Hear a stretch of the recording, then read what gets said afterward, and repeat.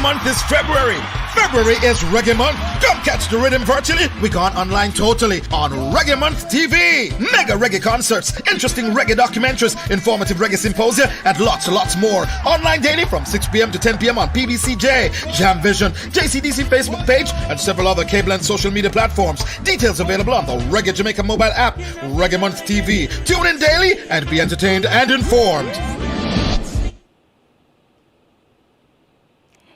It is February 11th. It's Thursday, February 11th, which means that we are 11 days in celebrating Reggae Month 2021. If you are not tuning in since the 1st of February, then we invite you to catch the rhythm with us virtually.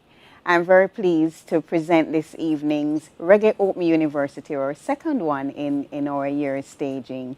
I'm Colleen Douglas. I am the board chair of I'm the Director of Marketing for the Jamaica Reggae Industry Association.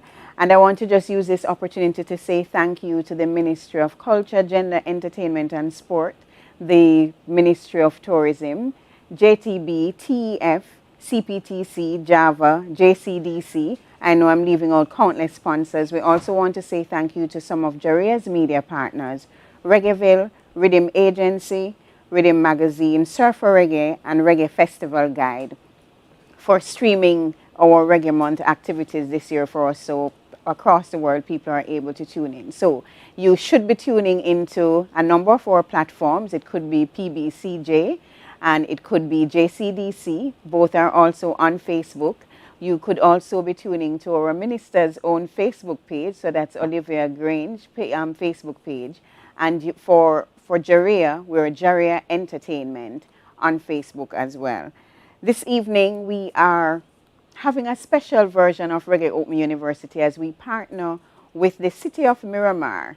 The people who live very close to us, we call them what? It's Kingston something. They're very close to us in Jamaica, our friends from Florida.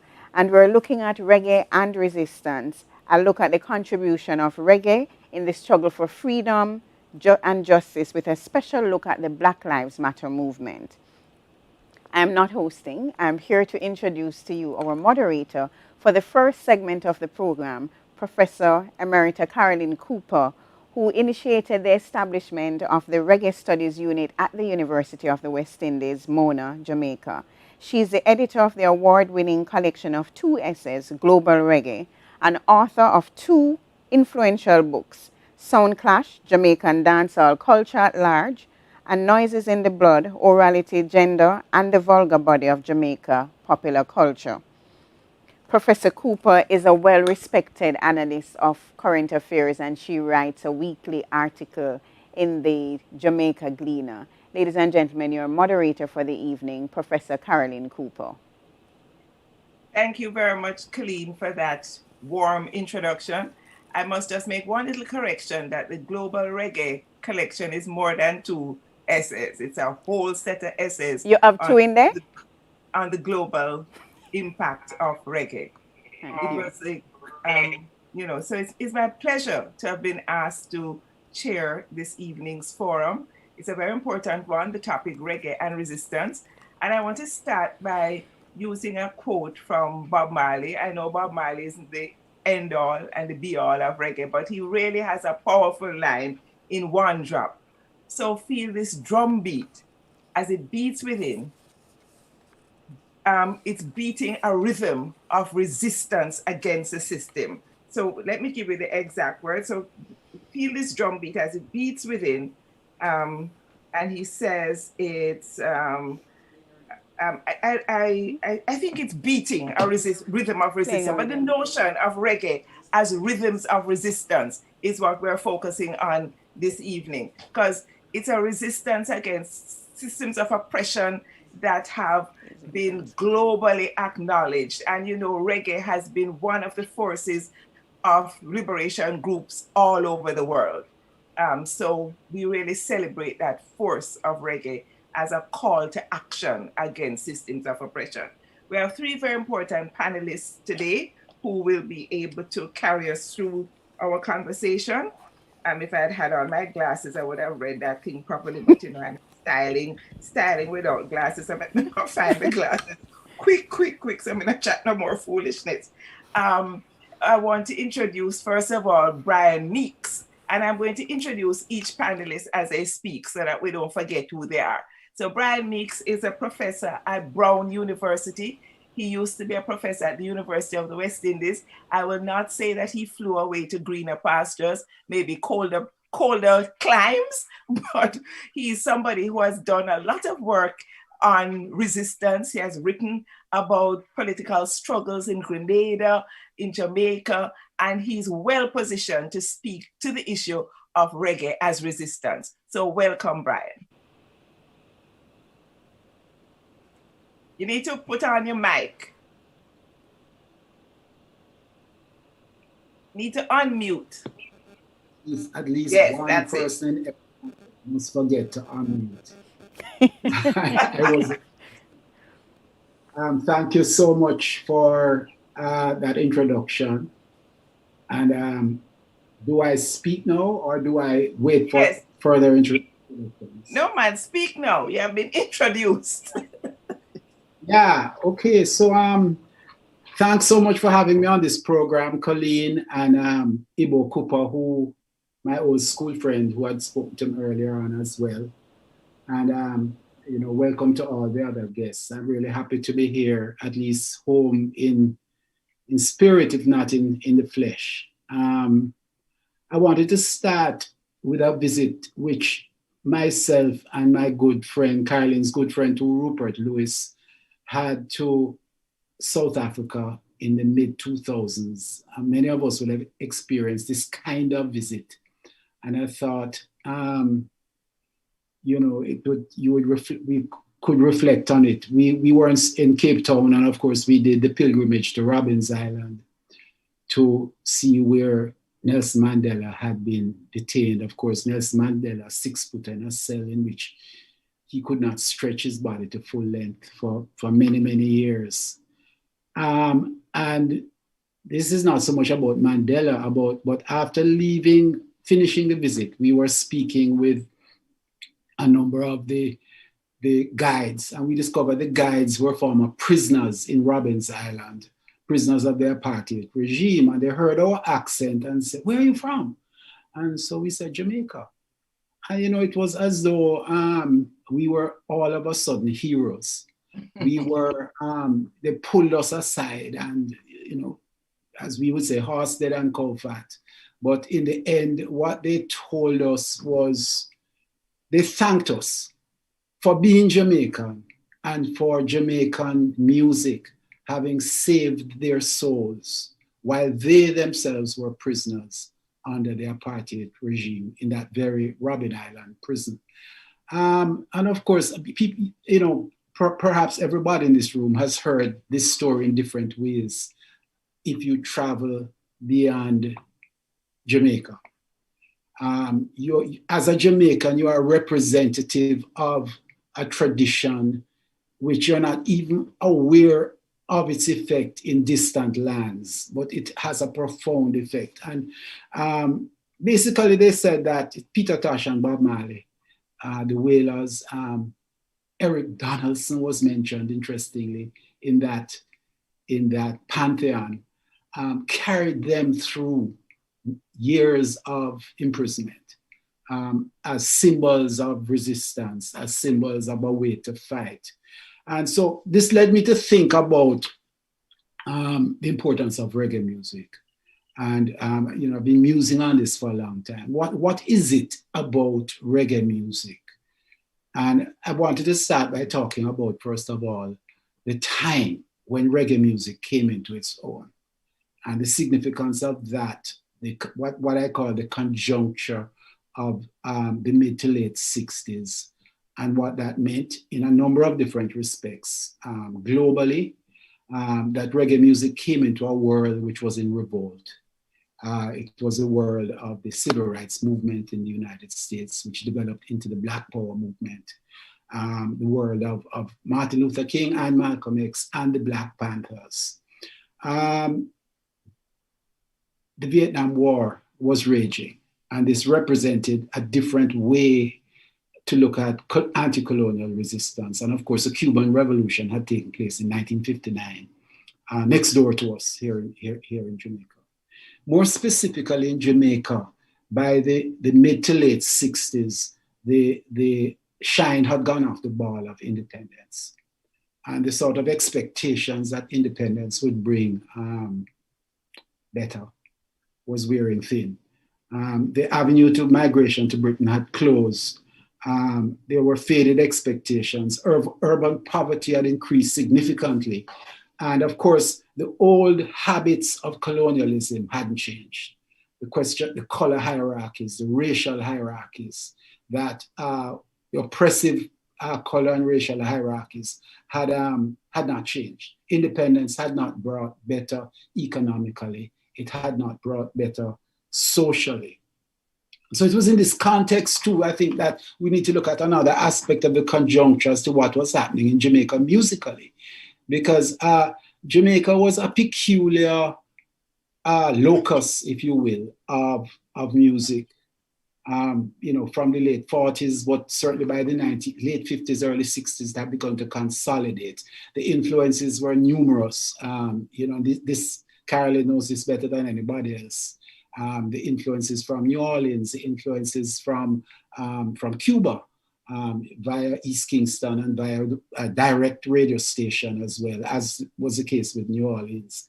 And surprisingly, a small but important influence from the Eastern Caribbean, in which Calypso had developed as a critical art form years ahead of reggae.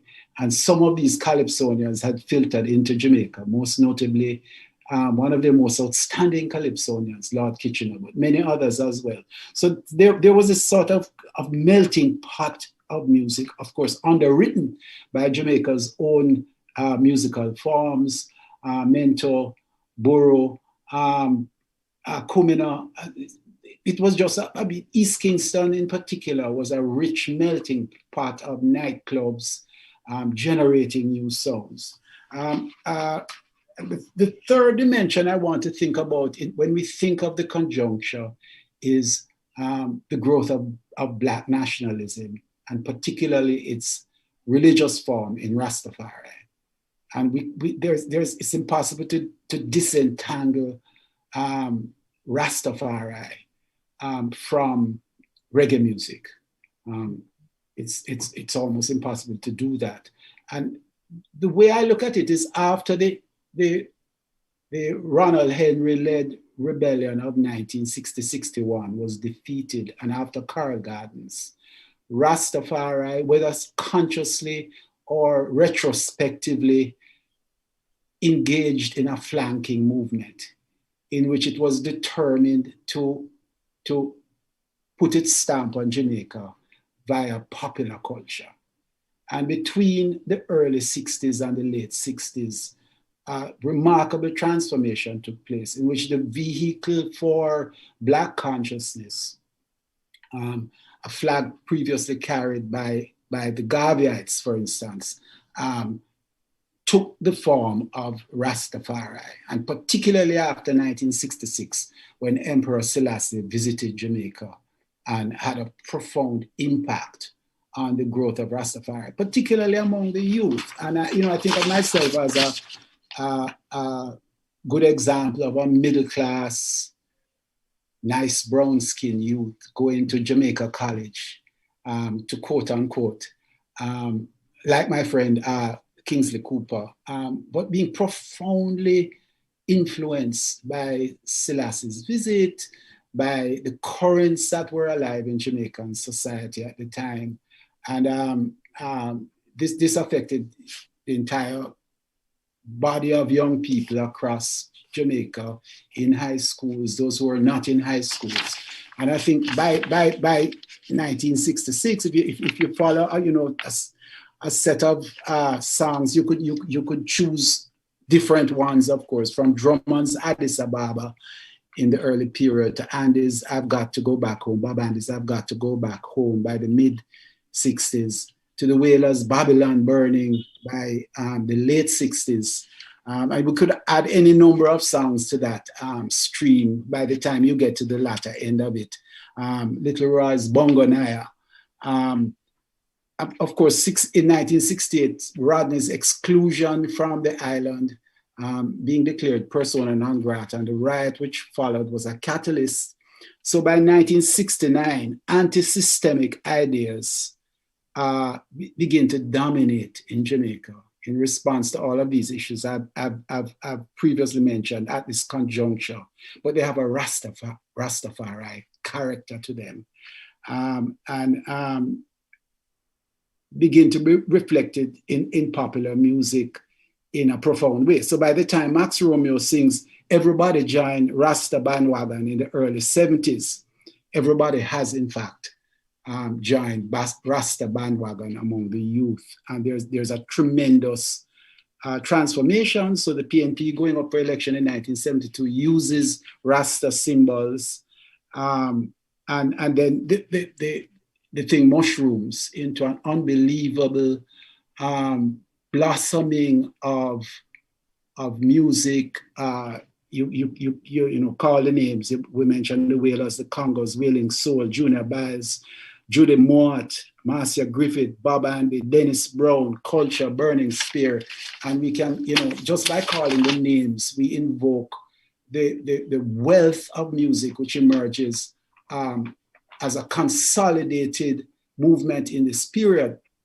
Now, that explains in a kind of very brief nutshell what happens, but it doesn't explain what it is about reggae music, which ultimately, by the mid-70s, makes it such a powerful vehicle that speaks far beyond Jamaica to anyone who wants to resist oppression in the world, from New Zealand to Zimbabwe to Russia. I think there are three closely interrelated things that we need to look at, which reggae spoke to, which other forms of popular music didn't speak to in a holistic way, in the way in which reggae did. And I'm suggesting that that reggae, with its Rastafari influences, could only have come from a small peripheral country of Black people that had experienced slavery, colonialism, and neo-colonialism. And therefore were responding to these with an anti-racist message, a deep suspicion of capitalism, and an anti-imperialist message. If you think, for example, classically, Bob Marley's Concrete Jungle, where Marley says, "No chains around my feet, but I'm not free," which of course is a classic expression that oppression is not just simply the enchained version, which we know very well, but one in which the chains aren't present, but you're equally a slave to your wages and to the society that you live in. Or Bob Andy's classical, which I mentioned before, "I've Got to Go Back Home," which as a statement of alienation expresses the notion of alienation in ways which would make Karl Marx gasp in awe, in terms of explaining what it means to live in a place and a world in which has no meaning to you. And therefore I need to get out of this place because I'm totally alienated from this situation. Most Black American music lagged behind this, because as it grew in its anti-racism, it didn't have an anti-imperialist context, because it came from the United States. And some African American music developed in this direction, but we understood colonialism in a sort of intimate way, which was different. Equally, white American protest music of the mid to late 60s developed important streams of criticism of US policy. If you think about Bob Dylan and Masters of War as a classic example, developed critiques of capitalism. The most classic example is Lennon, Imagine. But were clueless when it came to questions of race, for obvious reasons. That these very insightful white singers who understood a lot about the systems they were engaged with could not understand the racial question. And so what reggae did was weave these three streams together: anti-racism, a deep resistance to capital, with an anti-colonial stroke, anti-imperial tinge, which is what Rastafari was. And it's captured actually in the classic example is war. Until the color of a man's skin is no more significant than the color of his eye, everywhere is war. Until there's no longer first class and second class citizen in any nation, everywhere is war. And of course, those are not Marley's lyrics, but Selassie's lyrics as reinterpreted by Marley. So there were weaknesses, I think, in terms of addressing oppression, even in reggae stroke Rastafari. But it more profoundly addressed these questions than any of the other protest musics of its day, and which is why it became global. Excellent analysis, Brian, but which is what we would expect from a political scientist of your stature. Really, really taking a global view of resistance. Thank you so very much. I'm sure people will have a lot of questions in the Q&A. Next up is Junior Lincoln. Junior, where you there? May I see you? I don't look as pretty as you, so I have to hide it.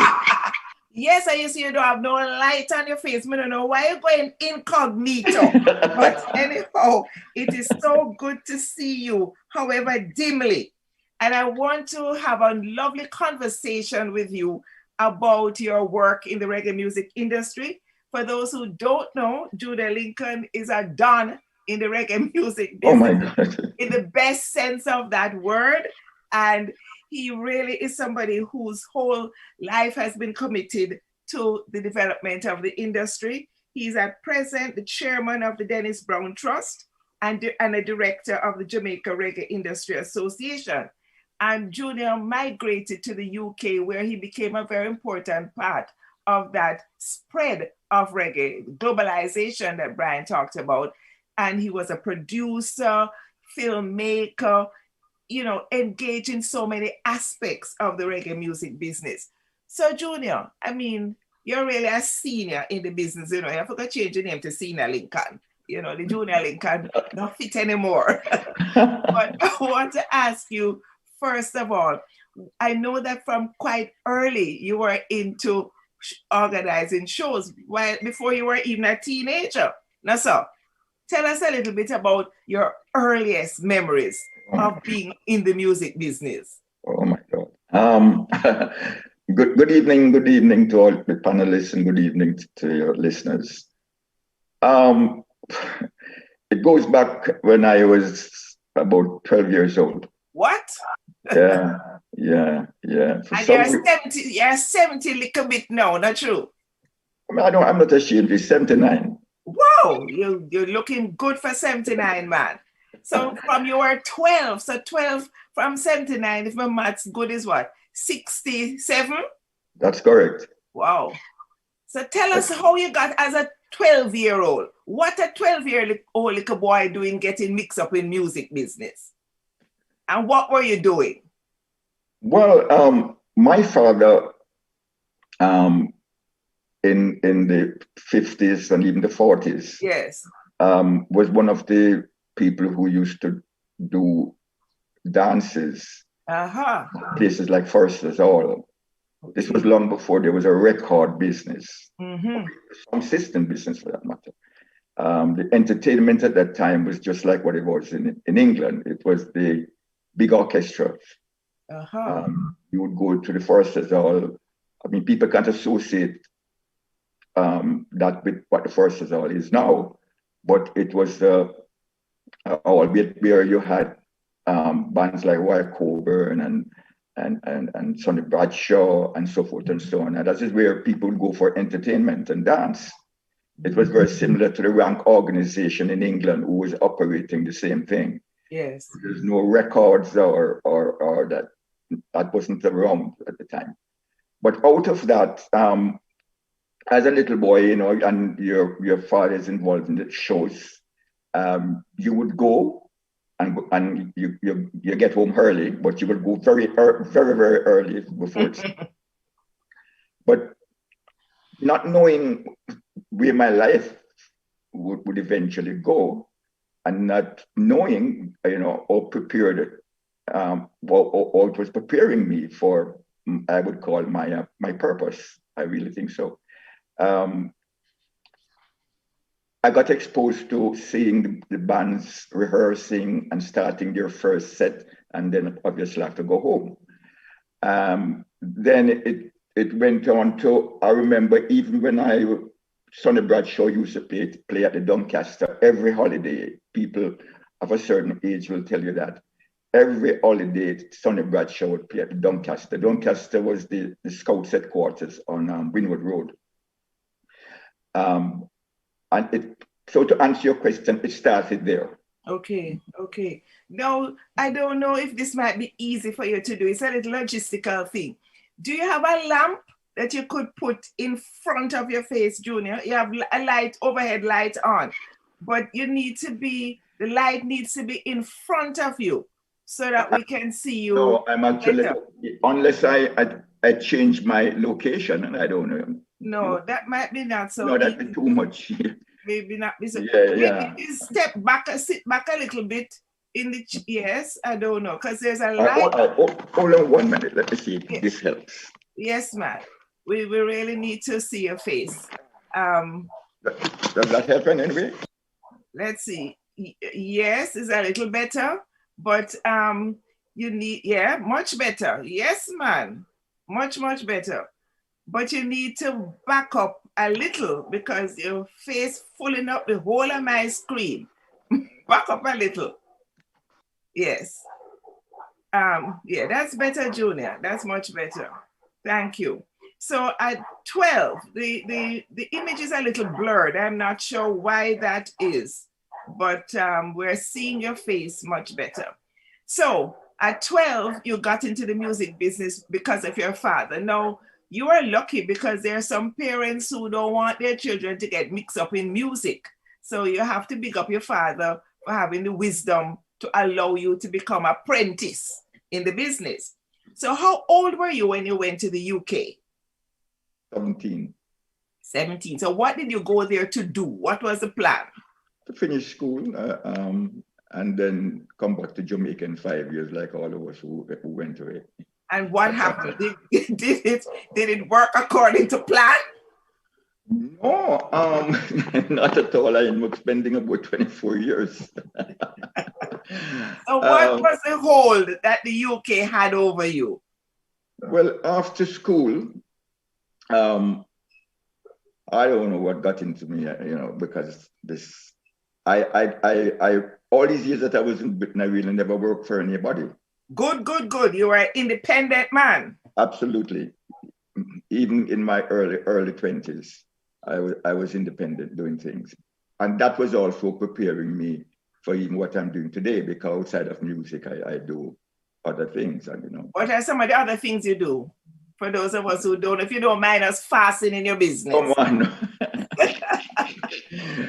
I'm a developer. I build very large developments around Jamaica. And you're a big money man. Carolyn.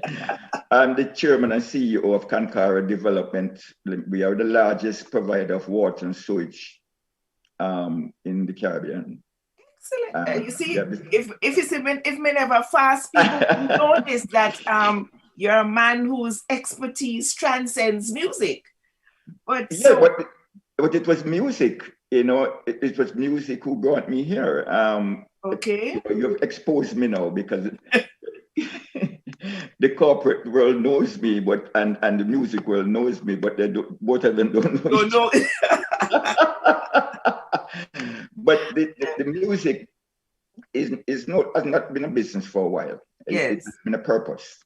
Yes. And what the good Lord has given me is to allow me to continue achieving my purpose, which is to put my time and finances behind development of our music. Excellent. Because as Professor Meeks said a while ago, we have no idea what our music has done to the world. It's true. It's true. We just take it for granted, you know, because we have created, you know, we just take it light, and we don't realize the impact it has had. So we often have to have foreigners tell us about our music when we should be teaching them. Absolutely. So in England, then you got involved in the music business as a producer. Tell us about some of the big tunes that you produced and the impact of your career there. I knew Studio One Coxsone Dodd was like a big brother even before I left to go to England. And in the 60s, the early 60s, when Jamaica music was really moving abroad. Yes. In the inception of the music, what happened is that the idea of Jamaica music, it really wasn't started as a business. It was started by Coxsone Dodd, not enough rhythm and blues was coming out of America at that time, because the crossover was taking place between rhythm and blues and rock and roll. And rock and roll was a bit light for the sound system here. So they had to find another way of making the music the way that our people like it. Can you tell us a little bit more about the lightness of that rock and roll? Why didn't it appeal to us, you think? The bass section, for one, was very light. There was no bass? No, it was very... It was like a middle-of-the-road thing to be accepted by the wider society and the whiter groups in America. Not even so much England at that time, America. Looked at our music, covered quite a lot of them. Yes. Lighten it up a bit to what we would call crossover for the general public. But go ahead. And that was very light for us. Yes. So what played another place that I put a lot of time into since I came home from England is, which is over 40 years now, is Trenchtown and Boystown. You know, those it's very dear to my heart because it was out of, and funny enough, a lot of people don't know that the first Marcus Garvey Church was actually in Trenchtown. And out of that, the question you asked, the music started to dwindle down. But there was a theater, and still is a theater called Ambassador Theater. Yes, I know in that. Trenchtown. That live music started to be played. It's a movie theater, but every Thursday, Ver Johns, and I have to give a lot of credit to that gentleman because he started Opportunity Hour. Absolutely, where the winner every week the winner would get £2 and the second would get £1, and there would be a grand final every 3 months, and the winner at the grand final would get £10. That's a lot of money at the time. But it encouraged young artists around, and the musicians. The band that used to play is a band which you hardly hear the name of, is Val Bennett. Val Bennett was a character, the way he dressed, suits and all of that when he performed. But he was a backing band for the singers. People come and dance, and funny enough, even Alton Ellis used to dance, but Alton Ellis was not a singer at the time. His sister Hortense was a singer, and Alton was a dancer. So what the sound system operators, namely Coxsone, and Duke Reid would do, because they were the main competitors at the time. They would go to those shows and look at the young artists coming up, people like Owen Gray, who JaRIA is honoring this year. Jiving Juniors, Downbeats, Jimmy Tucker, and so forth and so on. And look at those artists and say, okay, they're going to try a thing by going into Stanley Motor Studio and recording artists like the ones I just called, and then play on their sound system to outdo the other one. Nothing about sales. It didn't start at that rate at all. But very little record players around or gramophone around. So the only way for people to hear these songs outside of the dance would be to go into a bar and listen to the jukebox and punch the song. That started to become very popular, and the jukebox operator started to do very well. But people would go to a dance, forget about radio. These music would never play on radio at that time. We're too damn backward. So they would go into the bars and clubs and punch the songs on the jukebox. So the jukebox operators started to do extremely well. People would ask them, why don't you put, for instance, just using one song, why don't you, we hear a song called On the Beach by Owen Gray. And he said, I heard it in a dance or something. And I said, no, it's not available. It's just Coxsone playing it, because you can play it and then jive Juke Reed about it. And then Juke will do the same and jive back Coxsone. After a while, after they play those songs for a while, what would happen now is that the jukebox operator would approach him and say, listen, sell me 100 copies of the song, man. I said, 50 copies. No, I have a player. But after about 3 or 4 months playing the record, and the jukebox operator started to offer them good money for it. They said, okay, I'll sell you 50 copies or so. Excellent. And then they would put it in the jukebox. And then now, ordinary people started, not ordinary people, but it started to get wider in terms of the listenership for and that's where it really started, and I show you the importance of that.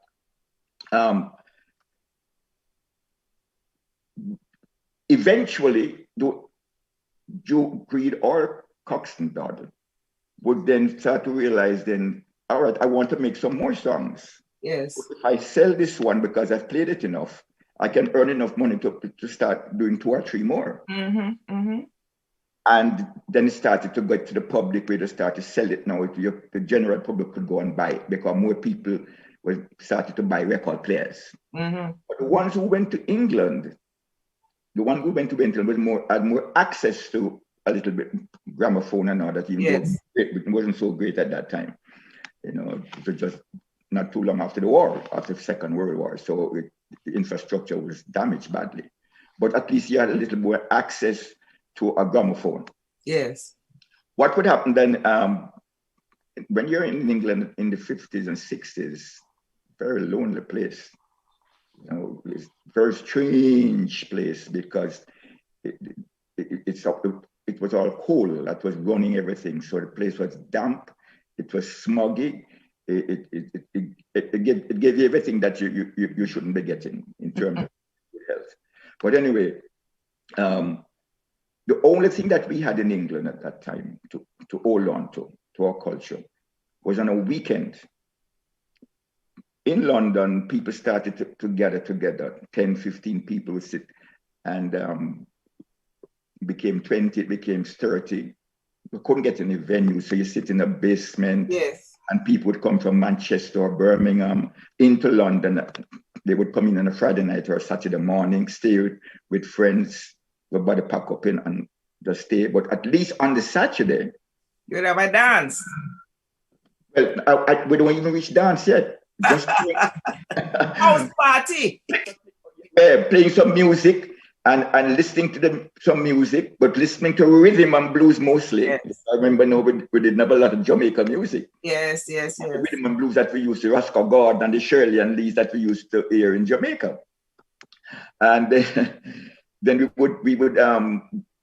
we would buy lamb and curry it, and then that was our curry goat. Okay, so you had the handmade fashion. Oh, yeah, you had to do these things. And then what happened, Tom or Miss Jane would hear about what's happening on a Saturday, and that grew. Yes. And it wasn't in a gram anymore. People would make up a 2-liter sound box and do a little thing, and it's more like a sound system now. Yes. But small sound system, and it grew from there. Now, the significance of that is that in terms of the development of the music, you know, I keep telling people that England played the greatest part in that, and I tell you why. When we found out, not me, because I was integrally already involved with Coxsone and so forth and that, but when they realized that Jamaica music could be found, they would, if you're coming from Jamaica, the first thing you would ask people coming up is to bring me a Jamaica music, Jamaica record. You don't have to tourist record, you know, just a Jamaica record, not being made. And they would bring it up, and people would come to look up, and that kind of grew. Now, yes, what happened thereafter now is people would listen to it, come to the little dance and listen to them, and then go to, forget about the big record shop, the little corner shop that was selling records, and go to them. And one specific lady I can remember is Mrs. King. She was in Stamford Hill. And the other one was, well, it was Shalitz. This was a Jewish gentleman who had a vision for African music, and it was an eccentric, because you see him, you never realize how much money that man had. Like Huey Jr. I don't know about that. So they would hear the music and go to this record shop and say, "Can you get me this record?" And they would borrow the record from the person who played it and take it into the record shop and say, "This is the producer of the record." Oh. Coxsone Dodd from 13 Brentford Road, or Duke Reed from Bond Street. And what these people do, being very, very smart, is to write to Coxsone or to Duke Reed and say, "You have these records, can we buy 50 copies from you?" And they would sell them the 50 copies, and glad to get it because of overseas sales. Yes. And out of that 50 copies, it would come, and in no time it would be sold. And they would go back again and say, "Listen, I'd like to get 200 copies." Great, 200 copies, and you send it off. It would reach a stage where they said, "But this don't make sense importing the record. Why don't you do an agreement with us that we can release it for you, and we pay you your royalty?" And that is where it started from, in terms of companies in these small little labels, including Shalitz, including, well, Ireland was a little different in the sense of what Ireland, Chris came to England, I think about 62 or something like that, 61. But the whole process had started, and Chris was who's a visionary. He certainly was. Moved this company to England and started to brought over people like Millie Small, brought over people like Jimmy came after, Jackie Edwards, who was one of the early people at the Opportunity Hour and so forth and so on. And that is where the whole thing started from. So where were you in that process now? In that process where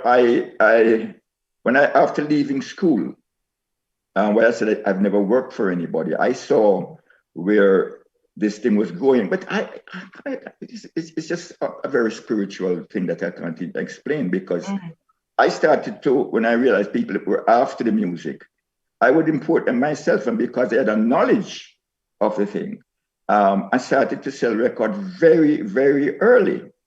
But it was 1960, and then I started to do shows. I started to do shows and dances because we were starved. Yes. You were in your 20s at this time? Yeah, man, I was about 20. About 20 years old. And so that became my business. It wasn't meant to be a business. Where would you have gotten the seed money from now to put on a dance? How would you get funding to do that? For those of us who live abroad, yes, a lot of us, including myself, and I'll show you how funny life is, you would do a thing called interior decorating, which is to strip people wall and take off the wallpaper and all that kind of decorating. I would end up really doing that, because the first time I did 700 houses or something like that, nobody believed that I could do that, because I've never built 2 houses in my life, but I wanted to build 700 houses. But again, it was the experience of Britain that took me there. But what was now very, very significant after I was doing these shows, the music started to move, really started to move. And Cox and Dot from Studio One came over to England and stayed with me because, my brother himself was extremely close, like brothers. Yes. So he stayed with me, and he said, and I used to take him around to do the business. And he said to me, Junior, listen, why you don't enter the music business, the record business? I said, listen. I said, I don't know about that. But he said, listen, by taking him around, I started to learn what he was doing in the recording side and started to contribute to that. And this was the way he got me involved, because after he left, I was responsible for importing what we call the white labels now, the pre-release. And that became a business now, because importing the pre-release, I would set the release dates for the companies that he was dealing with. Yes. And so forth. I would make the songs popular inside of the dances and then choose the release dates for them. And I was now involved in the record business now, seriously. So we're going to wrap up soon, because we have Kabaka Pyramid also to come on in. So what would you say in conclusion was the highlight of your career in the music business? I know that that's a hard question, but looking back over all these years, is there a particular moment where you say, yes, this is the pinnacle of what I have accomplished in the music business? There's so many things, but one that I think was extremely important in 1972, when the famine was in Ethiopia.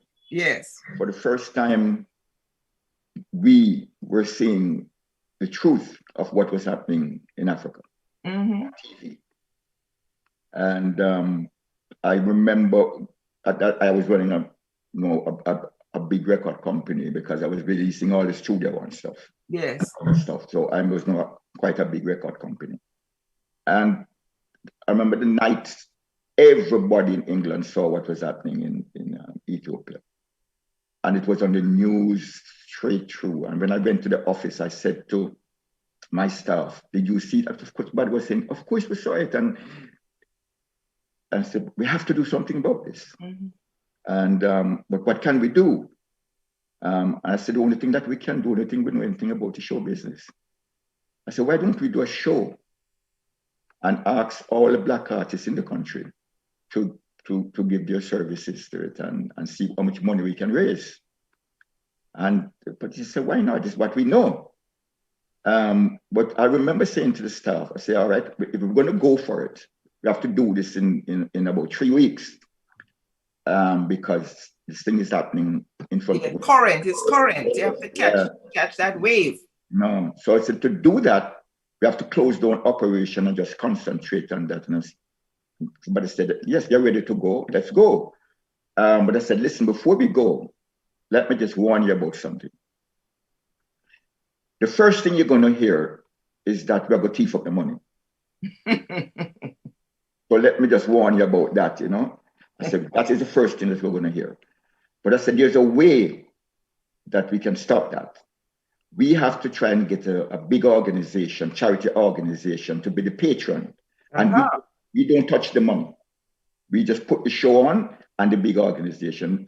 And we approached a few, and Save the Children, when we approached Save the Children, that is headed by Princess Anne, they agreed, and that was exactly what we wanted. And we started to move ahead. Now that was very, very, very important, and I'll tell you why. It was the first time anybody, white or black, would realize that artists can do something to deal with the world situation.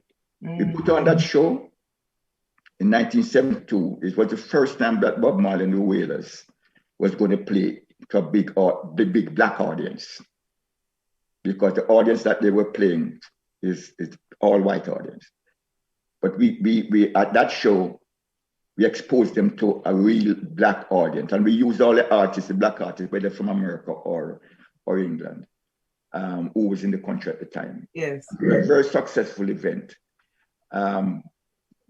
Obviously, Save the Children, the money went through them and they sent it to Ethiopia. 10 years after, no, sorry, it was 74, not 72, 74. 74. In 84, it happened again.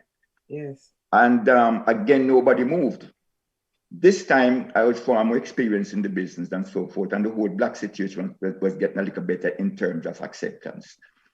And this time, I approached the music industry, the general music industry, and we formed a committee. I was able to convince, and I had a very strong attorney who was attorney for a lot of big record companies and so forth.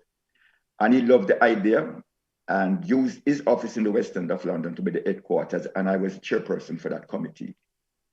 With a lot of I was the only black person on that committee because it was all big record companies. Yes. And we decided to do that event at the Royal Albert Hall. Top. Yeah, man, straight to it. At the Royal Albert Hall, and because these big record company executives were a part of it, we were able to get a lot of the big white artists to perform. Yes. Again, I produced the show and produced the movie for it. I was only, this was 1974, so I was a young... 84 now. 84, yes. Yeah, so I was a young boy. And we produced it. And the significance of that now is Bob Geldof, who was with a group called the Boomtown Rats. We asked all of the artists that we could ask, and he came forward to say that he would do something. He could not perform, but he would do something. I said, okay, write a song, because I need a theme song. Yes. For the event. And Bob Geldof and Midjor wrote a song called Do You Know It's Christmas? And that became the biggest pop song, selling pop song in the world until today. I launched that song at the Albert Hall, putting 6,000 lyric sheets on each seat. And if I show you the film of it, you'll understand the history, because at the end of it, we had a grand finale with all the artists coming back on stage, and the Royal Albert Hall standing up and singing "Do You Know It's Christmas" in aid of Ethiopia. And a lot of money, because the big record companies were committed to it, and Princess Anne was there, and blah, blah, blah. Junior, let me tell you, me don't understand the people who organize up this forum, because with due respect to Professor Meeks and Kabaka Pyramid, you could have did run the whole show. So, I'm really sorry that we can't talk anymore, because I've been so fascinated by your insights that I completely lost track of time. So, we're getting rocks up for my inefficient management of time, but we really couldn't stop you. And I apologize to the session that is coming after that. Boy, it looked like we're going to have teeth a little piece of your time. But big up Junior Senior Lincoln for that wonderful account of how reggae, Jamaican music, all its forms has had such a powerful impact on the world, as you say, starting with the UK. Now we turn to the final presenter,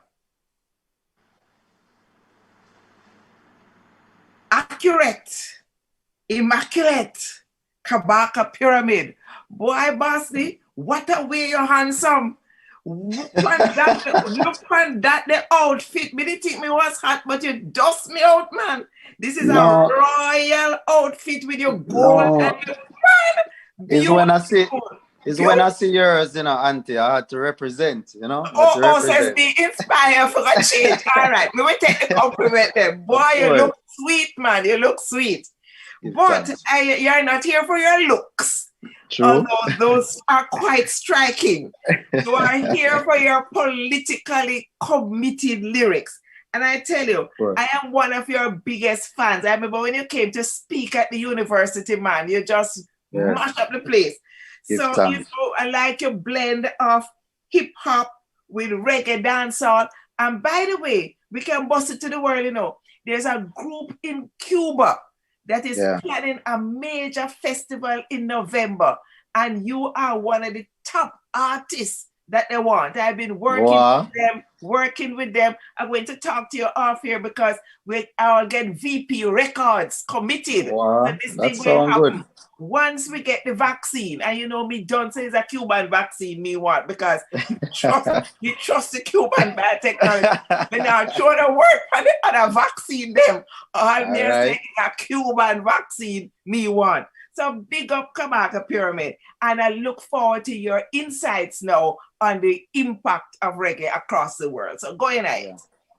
Yeah, well, I mean, for me, first of all, as you rightfully said, you know, I could listen to Uncle Junior speak for hours, and even Sir Brian Meeks, you know, very interesting, you know, so I give thanks for being included in this panel. And, you know, as a young artist, although I feel like, you know, I'm getting old in this thing now, but you know, we're still young and we're still giving How old you were when you started? Well, all right. So when I started, no, because you know, what we mean by I started, because from high school, we had a sound system. You know what I mean? Like I went to school, I went to Campion, and me and my brethren them who are still my management team up to this day, and Abishai is and the chair of the Reggae Month committee and all of these things.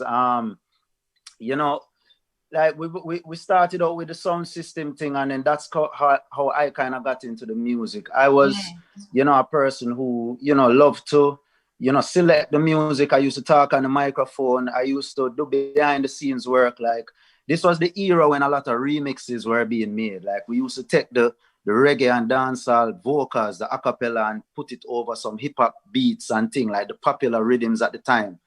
And, you know, we used to grow up in that era. So I used to be on the computer doing all of them things. So that's kind of how I got familiar with the software to record. This was a computer age, you know, where, you know, Pro Tools and things like that. So around 2002 is when I started, you know, making rhythms and beats and doing writing and recording myself, you know, experimenting with different style. Like my thing is I didn't really have any background in music, like from a youth.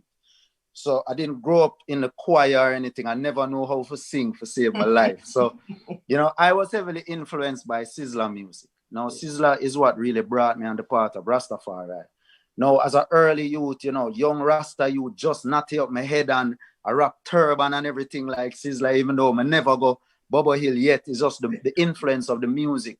You know, I wanted to sing and chant and sound like Sizzla, but every time I try and sing, it just sound like rubbish. So... You know, because I was listening whole heap of hip-hop music, you know, from I would say from 96 when cable TV was big in Jamaica.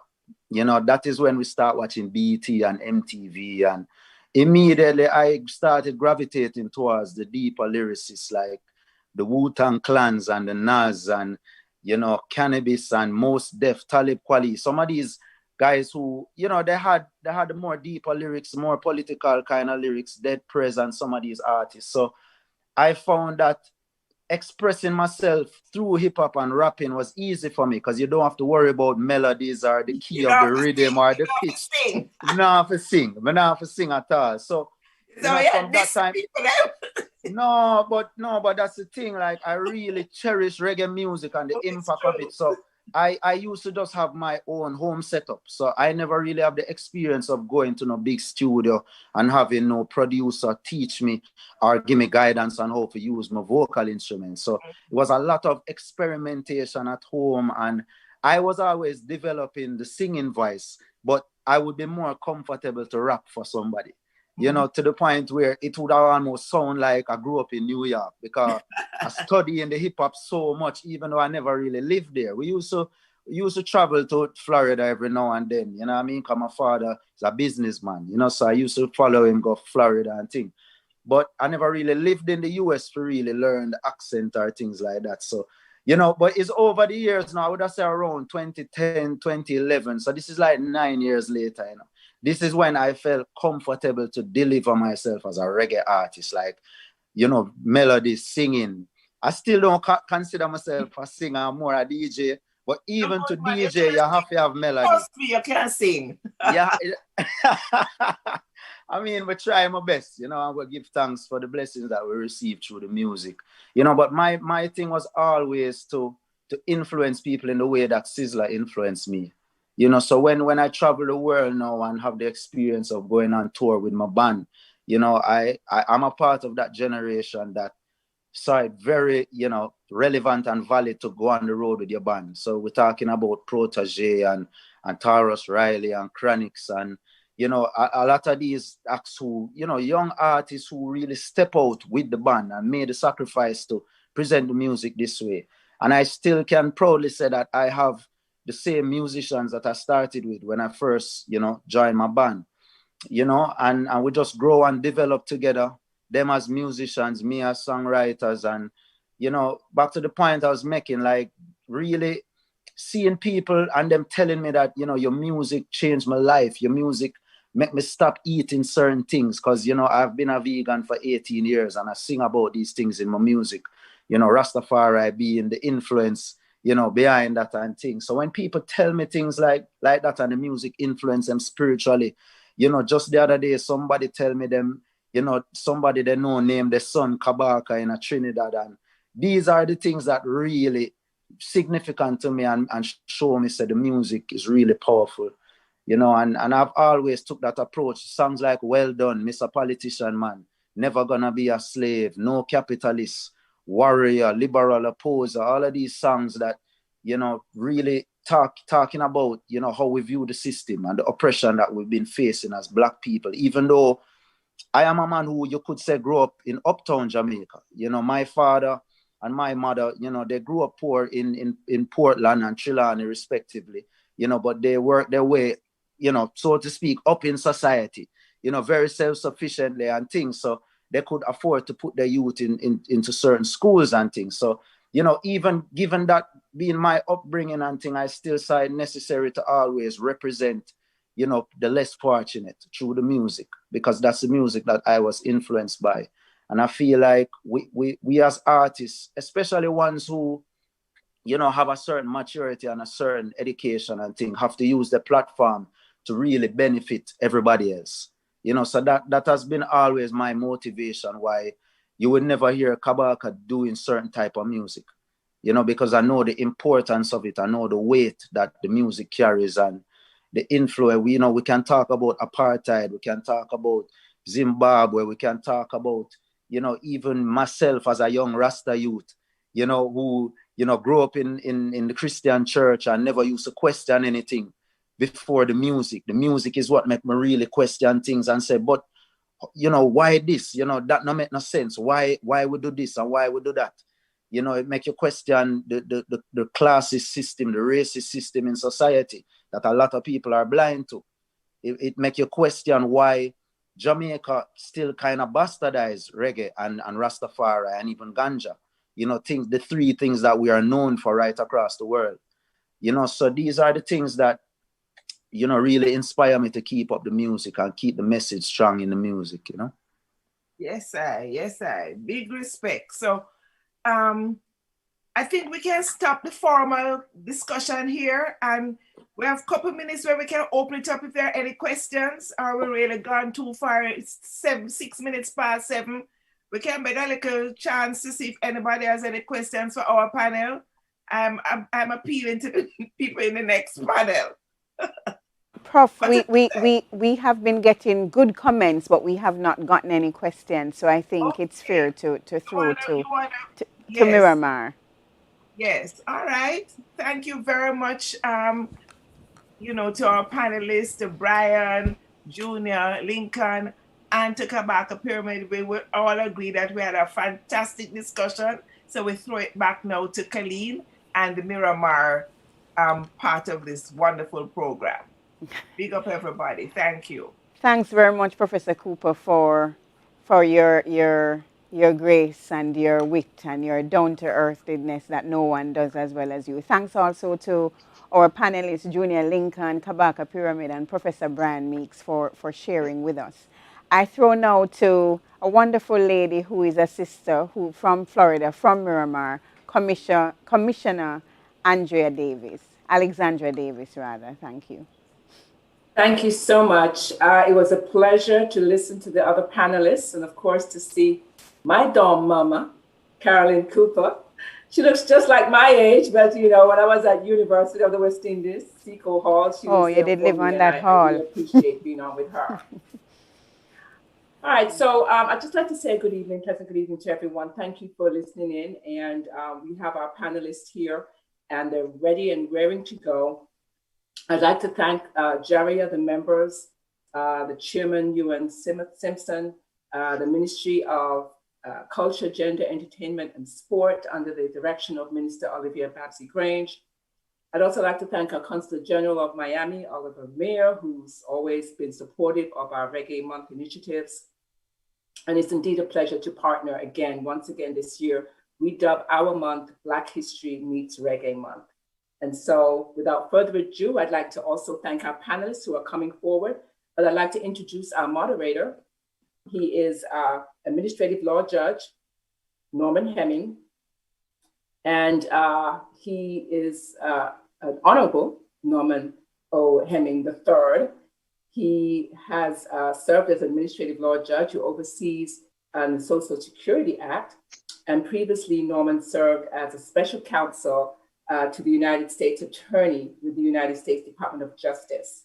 In this position, he helped to manage a staff of over 230 attorneys and staff, and had offices based in Key West, Miami, Fort Lauderdale, West Palm, and Fort Pierce. Norman spent his time pursuing an undergraduate degree in government and political administration at John Jay College of Criminal Justice and Cornell University. He is a Merit Fellow graduate of Harvard Law School, where he served as an associate editor of the Law Journal and president of his Student Bar Association. He has a theology degree from Shiloh Theological Seminary in Stamford, Virginia, and is an ordained minister. Help me welcome Honorable Norman O. Hemming III. All right, thank you so very much, Commissioner Davis. We're excited here in Miramar to be collaborating with the City of Miramar, with Commissioner, former Deputy Mayor of the City of Miramar, as well as the folks in Jamaica and JaRIA. We love you and we're glad to be here. We're going to get right into what we're doing this evening. We're going to take a little different perspective here across the Caribbean Sea in South Florida. In that we're looking at Reggae and Resistance from the perspective of its impact on the Black Lives Matter movement. But in particular, we want to take a look at what were some of the things that caused the growth of reggae music and its explosion around the world. And so we're looking at a very tiny area. And so we're looking at a confluence of issues, right? How it is that, as Junior Lincoln explained to us, how the big band era declined in Jamaica at a time when ASCAP was rising to prominence in the United States, although it had started back in 1914 in terms of ASCAP and their influence on the musical industry. However, in 1931 to 39, what we saw from ASCAP is that they had dramatic enforcement efforts in music around the world, including on this tiny island of Jamaica that produces so many great and important things. And there was a 400% increase in the amount of royalties that they were charging at that time. At the same time, they began signing a lot of big band entertainers who Jamaican big bands would have been playing for the Jamaican uptown crowd. right? So there was this whole, and at the same time you had the rising up of the Black Power movement, not only on the island of Jamaica, but across the world. So it was these confluence of issues that we think, that we would like to look at in terms of how it impacted the development of reggae music, and then the impact of that reggae music on politics and culture and entertainment. So this time, in terms of how it's also impacted legislation, we're gonna touch right now. We're gonna go a little bit out of order in terms of the people that we have. The first person that you're gonna hear from today, right after you watch a 1.5-minute video, is gonna be State Senator Shervin Jones. Now, Senator Jones is actually born in South Florida, in the city of Hollywood. He comes from a long line of politicians here in the United States. He is a graduate of Florida A&M University, where he has a degree in biochemistry and molecular biology. So he's one of them smarty pants brainiacs, all right? And he's taught for many years at both the college level and at the secondary high school level.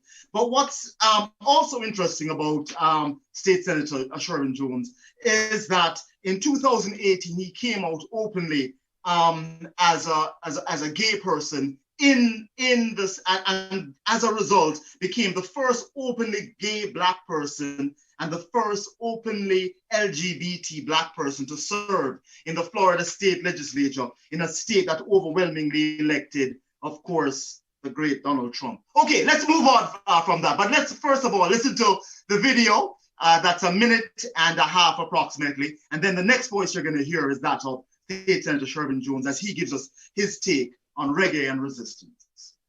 The Miramar Cultural Center has partnered with the Box Gallery for In Time of Protest, a public art exhibit recognizing Black history and the Black Lives Matter movement as part of American history. Featured in the Anson Family Art Gallery, this powerful exhibition documents events that united a new generation in peaceful protest on the continual climb towards social justice. Curated by Rolando Chang Barrero, the exhibit features photographs and images by a variety of artists of all backgrounds. These pieces were gathered under one roof to give voice and light to these events so that others could witness history in the making in the summer of 2020.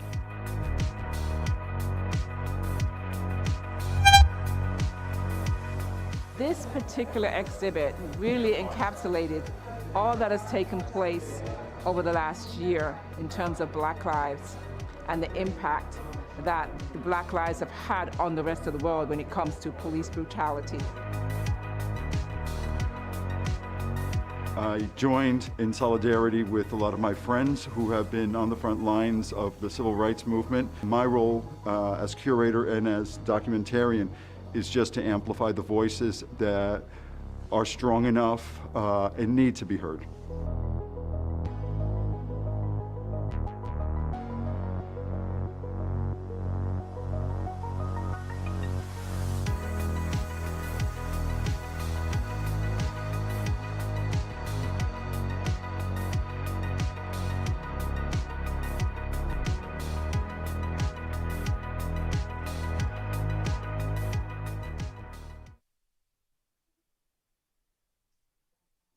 Senator Jones.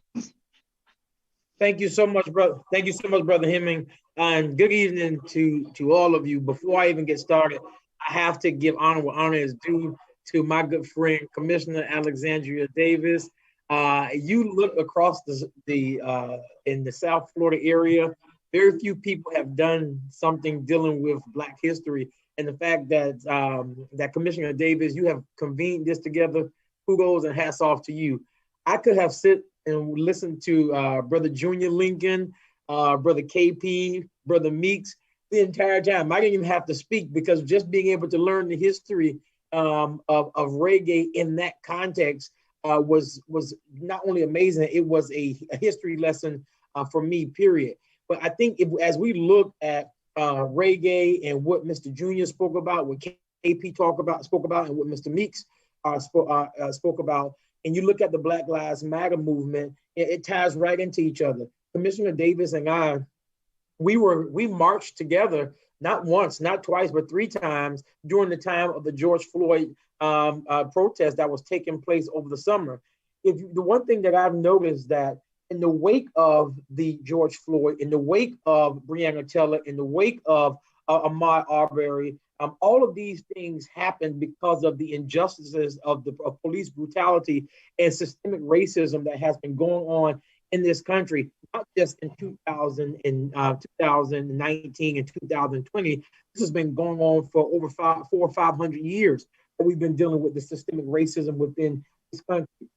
And the chance that we were able to participate in on the banners that were flying, they called for sweeping reforms in policing and for the dismantling of white supremacy. And even as those crowds marched through the streets of New York and Washington, D.C., and Los Angeles and Baltimore and several other cities, the flags, hear this part, the flags of several Caribbean countries could be seen in the midst, in the pulsating rhythms of reggae music, even playing and blasting in the background while we were marching on the streets. Even you're looking at even in Brooklyn, in the Bronx, New York, you hear the reggae music blasting in the background. This was socially conscious reggae, as in the protest groups and songs of people like Bob Marley and the Wailers and Burning Spears, Steel Pulse, Third World, and all these other iconic groups. That was resistance reggae. Even resistance reggae that was playing in the background, such as Get Up, Stand Up for Your Rights. I mean, those were songs that were being played in the background during that time while we were marching. If you look at this time and you look at Black Lives Matter, it is no secret that what Black Lives Matter is. And it's no secret that Black people across the United States, regardless of their cultural identity, have been disproportionately targeted and killed by the hands of police in America. We have seen it again with Breonna, with George Floyd, Tamir Rice, and so many more innocent Black lives who will still be with us today if we actually had an America that gave us justice and not just us who was fighting for it. And that's what we're seeing right now, even within this country, because Black Lives Matter is not only a social movement, it is a call to action. And right now, what we see in the United States is that the Black Lives Matter the Black Lives Matter movement is calling America the carpet for the things in which they have been silent about for so many years. It's not just Black people marching. It's not just whites marching. It's Black, white, gay, Arab, all of us, because everything that you can look at, especially searching back to the time of the Caribbean, like my grandfather who came here from the Bahamas, he came here in search for a better life. I can tell you this one thing, and they came search for the land of opportunity, but what they did not come here expecting. Many of our family, your family members also, they did not come here expecting the underhanded and blatant oppression that we still deal with in this country today. And so when you talk about reggae, when you talk about the time that we're in right now, this fight is not new. It's something that we all have been in together for so long. And so as we continue to have these conversations, and you look at people like Brother Junior, who I still got chills as he spoke about the history of this music, of the fight in which we were talking about. It should give us more and more and more daily dosages of why we as a people cannot allow legislation and all the things that has been happening in this country to slow us down. We have to make sure that we continue to elect people like Alexandria Davis, who are not afraid to challenge the status quo, sitting on daises to let it be known that you cannot continue to build these walls against us when we too are trying to bring in the wealth gap that whites have allowed our communities to ask in for years. That's the type of community that we have to build, putting people in leadership that has to move. You know what? When Mr. Junior was speaking, that's exactly what he was saying in so many words. But they have laid down for us right now, for people like myself, to serve in Tallahassee as a state senator, Alexandria Davis to serve as a commissioner in the city of Miramar. Those were briefs that were laid for us to get here right now. When we talk about reggae, the Black Lives Matter movement that we're in right now, I admonish people and people who are our allies. If you're going to use the Black Lives Matter movement, show some sign and some action with the Black Lives Matter movement. Don't just hashtag and tweet about it. Make sure your boards look like Black Lives Matter. Make sure your C-suite look like Black Lives Matter. Make sure your daises and your boards look like Black Lives Matter. Because that's what all of this is. Because truth be told, it has always been a unit between Blacks and the Caribbean community. And as long as we continue to stand together, we can't be divided. Not this time, because we're too close. We have to be together and united in this moment in time. I promise you, what we've been fighting for years can come and will come as long as we stand united, even in this time. And not just because it's Black History Month, but because it's the right thing. State Senator Jones, thank you so very much. I know you have a plane to catch, but perhaps you could give us a little bit of perspective on this. So we had Blackout Tuesday, and part of those marches that you were involved in, integrally involved in with Commissioner Alexandra Davis. But we also had all of these reggae superstars and dancehall notables who were at the forefront of this movement. So you had people like Spice, who was marching in Atlanta. You had Beanie Man, and you had Bounty Killer, right? And you had Sean Paul, all of who were very involved, either online or in person, with what's happening in the Black Lives Matter movement. What is it about what these artists did and this musical genre that prompted you, State Senator Jones, to get involved in seeking to pass legislation like what we saw happen in Georgia in terms of getting people out to vote and making sure that we don't have any type of repressive laws on the books that would keep people away from the polls and keep us away from and keeping us disenfranchised? Brother Hemming, you know, here's the thing. The thing is, there are some people who get involved in the movement and the fight because they genuinely want to do it.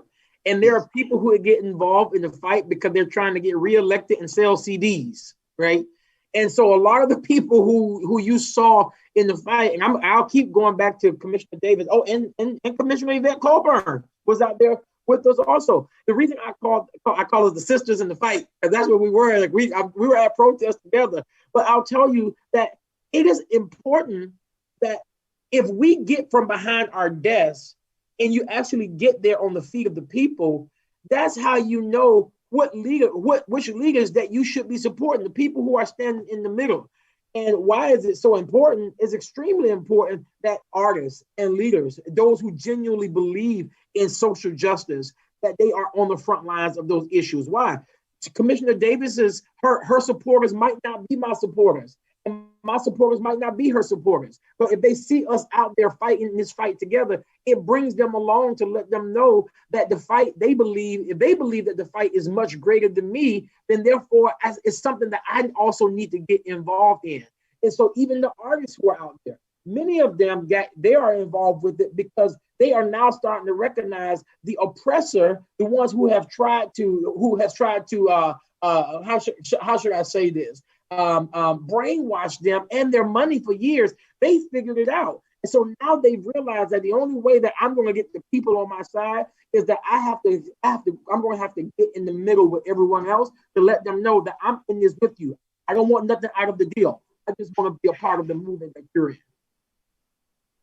Thank you so very much, Senator Jones. Is there any final wrap-up that you want to give us before you have to run and catch your plane? I know you're very busy, and we're grateful to have you here this evening. I just want to come home, but I want to make it home today. But I'll say this, that, and I'll start off like I'll end like I started. That make sure you look at your leaders who are having these type of conversations, who are calling things out to the carpet, and not just skating through the issues of this country, right? You know, I believe strongly that the time that we are in right now is calling for bold leadership. I promise you, if you can stand in the paint, people will paint with you. Trust me on that one. I'm telling you, because I've seen it. I see it with Commissioner Davis. I've seen it with Sister Yvette Colburn and so many others. And that's why I support people like them, because when we were out sweating at SEIU at the airport, we weren't doing it because we had elections. We were doing it because it was the right thing to do. And those people expected us as their leaders to show up for them. Excellent, excellent.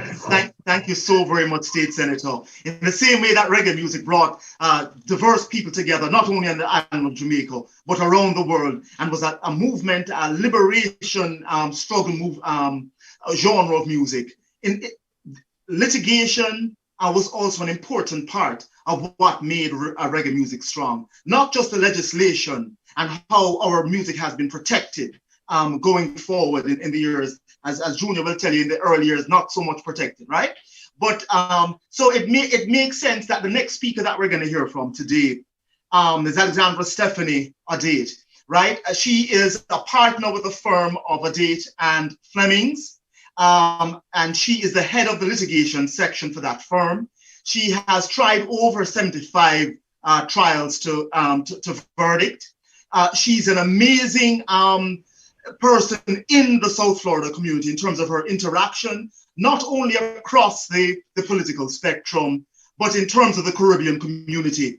She presently serves in the role as treasurer for the Haitian Lawyers Association, and she's also active in the Caribbean Bar Association. It's an honor and a pleasure to have someone who is as esteemed as she is to be a panelist here this evening. And make no mistake about it, Alexandra Adate serves on the Black Lives Matter Alliance for Broward County. Ladies and gentlemen, put your hands together as we welcome her at this time.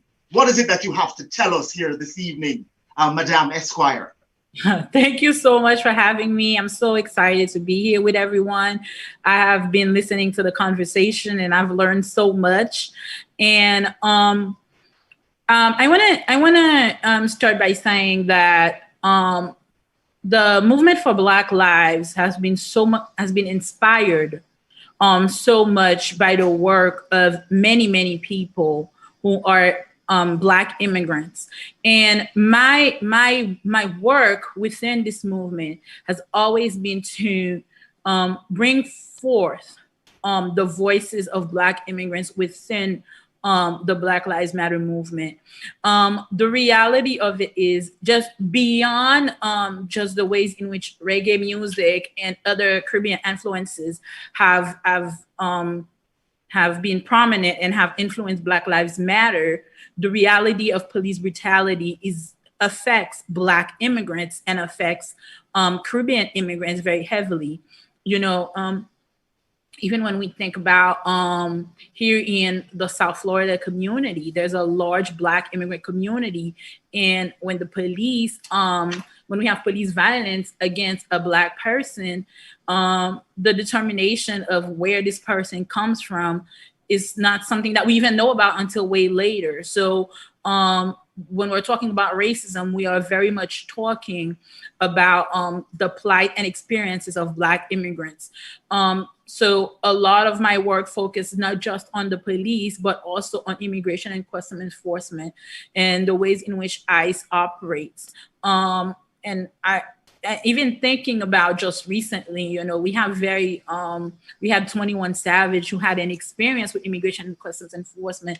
And I think it was the first time in a very long time that we saw people understand the reality of being immigrant, because even having wealth privilege did not, and fame did not prevent him from experiencing immigration detention and the ways in which the system can oppress Black immigrants. Here in the city of Miramar, you know, there is an ICE detention, there's an ICE check-in facility. And, you know, oftentimes when I go there, I see people who look like me, and I see Haitian people, I see Jamaican people, Bahamian people.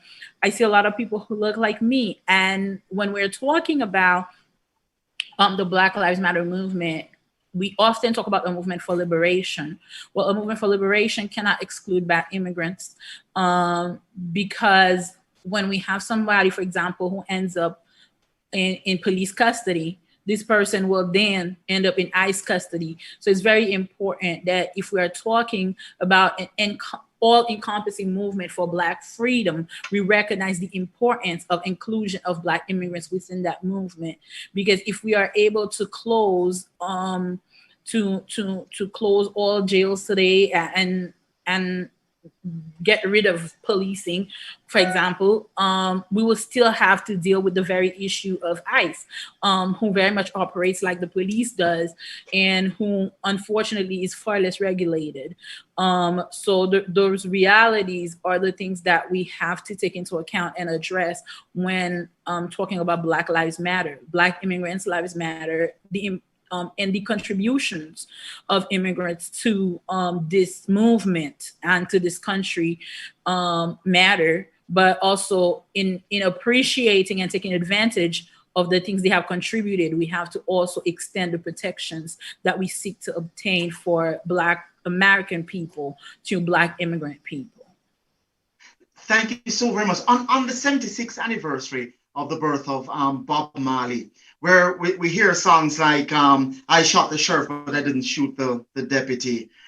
And then we have, how do you reconcile for us, and what role, if any, do you think this genre of music in terms of reggae has played in terms of the juxtaposition of having someone of Jamaican ancestry serving as the second most powerful person in the United States as vice president, 508 years after the first slave was brought to Jamaica by the Spaniards. While at the same time last year, we had Breonna Taylor, we had George Floyd. How do you reconcile that juxtaposition? What role, if any, do lawyers play, and does reggae music play in terms of bringing about a solution to what we're seeing as this dichotomy in the American society? I think when we think, to me, when I think of reggae music and when folks think of reggae music, we think of freedom. You know, it is a song, it is music to the soul, it is music for freedom.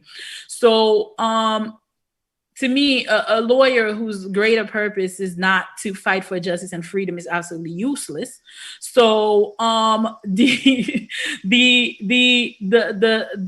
the place in which these movements meet is really in understanding that in the same ways in which music inspires us to move towards freedom and to move towards liberation, if we place ourselves within these systems, as a lawyer, you place yourself within the legal system, your common goal should be to push forward where the music leaves off, because the music stays in the car, the music stays outside of the door of the courthouse, but you enter the courtroom and you have a responsibility to further that thirst and that desire for freedom.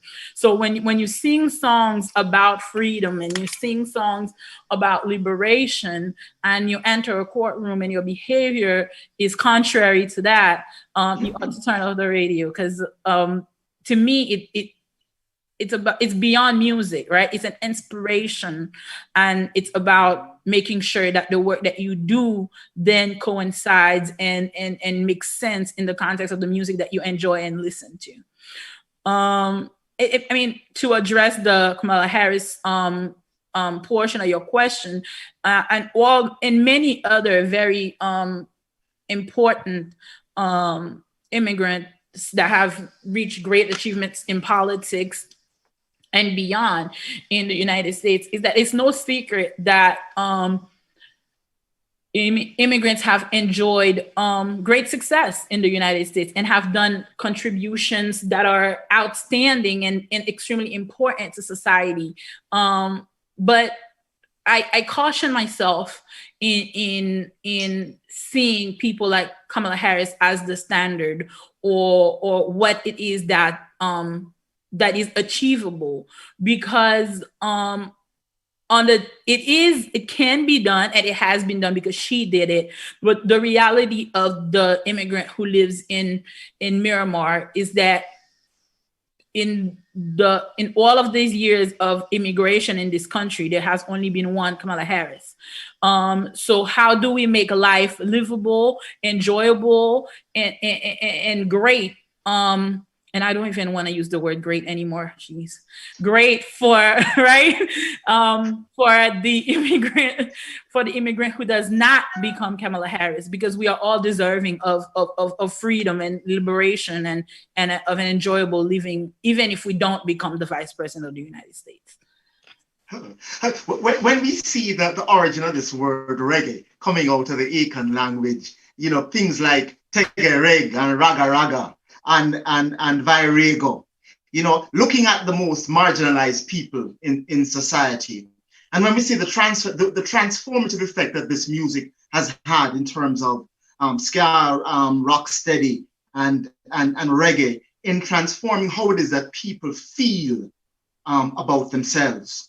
How does this notion of feeling good about who you are, understanding and recognizing who you are, how does that translate into the Black Lives Matter movement and the empowerment of our people, not only here in the United States, not only on the island of Jamaica, but around the world? I think very early on, and at times when we see people discussing the Black Lives Matter movement, sometimes we see people discuss them having pro LGBTQ agendas and other agendas. And I think the reason why is because just like the feel good feeling and the for the people aspect that you discuss is that at its core, I'll speak specifically from our perspective here in Broward County, we wanted a movement for all of us to show up in our entirety and feel good about who we are and feel seen and validated in who we are and feel appreciated for whatever our contribution is to the movement. And if you as an attorney show up and you want to contribute your legal skill, you are very much appreciated, just as much as a person who contributes art, just as much as the person who contributes their presence, just as much as the person who contributes whatever gift and talent or skill that they have to offer. And it is about that at the end of the day. It's about us being able to show up as we are, as our full selves, happy, fully fulfilled and appreciated within the movement and within the communities that we live in.